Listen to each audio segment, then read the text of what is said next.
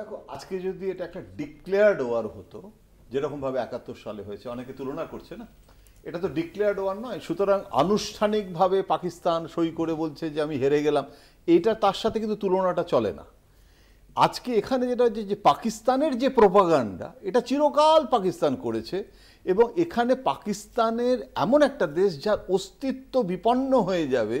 পাকিস্তান মানে একটা rock state, সেখানে আর্মি কন্ট্রোল একটা স্টেট, একটা ব্যানানা রিপাবলিক, মানে ওখানে যে রিপাবলিকটা, ওই রিপাবলিকটার কোনো গণতন্ত্র, ভোট, গোটা ব্যাপারটা আমি পাকিস্তানে গিয়ে দেখেছি।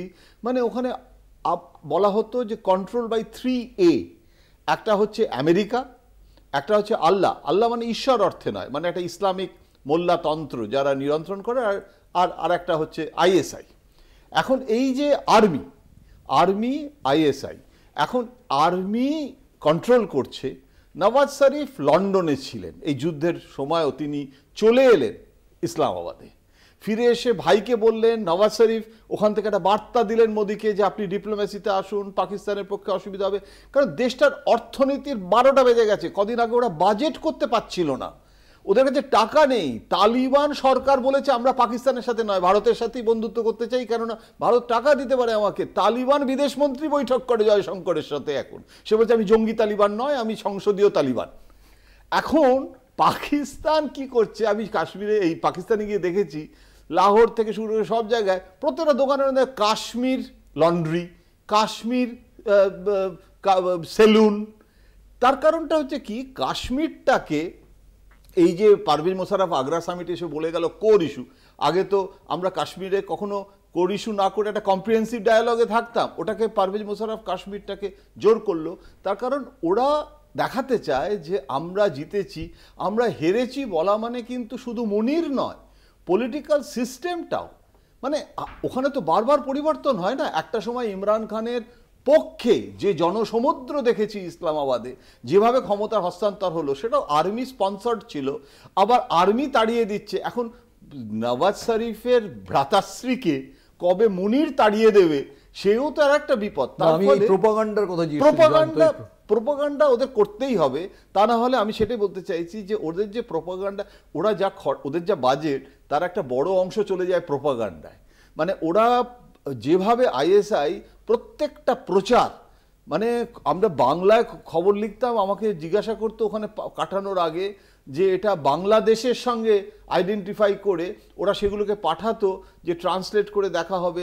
ওরা যেভাবে নিয়ন্ত্রণ করে একটা প্রচারকে, যেভাবে ফলো করে, আইএসআই আমাদের গাড়ির পেছনে পেছনে ফলো করছে যে আমরা কি লিখছি, কি বলছি। ওরা না প্রোপাগান্ডা মেশিনারির জন্য ওদের ইনফরমেশন ডিপার্টমেন্ট সাংঘাতিকভাবে খরচা করে। আর এই রকম সময় যখন হেরে গেছে, তখন তো ওদের মানে পাকিস্তানে তো বিরাটভাবে একটা নেগেটিভ রিয়াকশান হবে। সুতরাং কিন্তু যুদ্ধে আমরা জয়লাভ করলেও আমেরিকা, এখানে প্রোপাগান্ডার একটাই শুধু পয়েন্ট বলবো, যে আমেরিকা যদি মার্কিন সংবাদ মাধ্যমে ওরা ব্যালেন্স করে, এবং পাকিস্তান টিল্টও আছে। এমনকি একটা সময় তো বলা হতো যে একজন খুব সুন্দরী মহিলা আমেরিকার পাকিস্তান অ্যাম্বাসাডার ছিলেন, তখন ক্লিন্টন ছিলেন প্রেসিডেন্ট, তো বলতো যে she is controlling the Clinton boys for propaganda. তো সেই মহিলা পরে পলিটিক্যাল সিস্টেমও এসেছিলেন ইসলামাবাদে।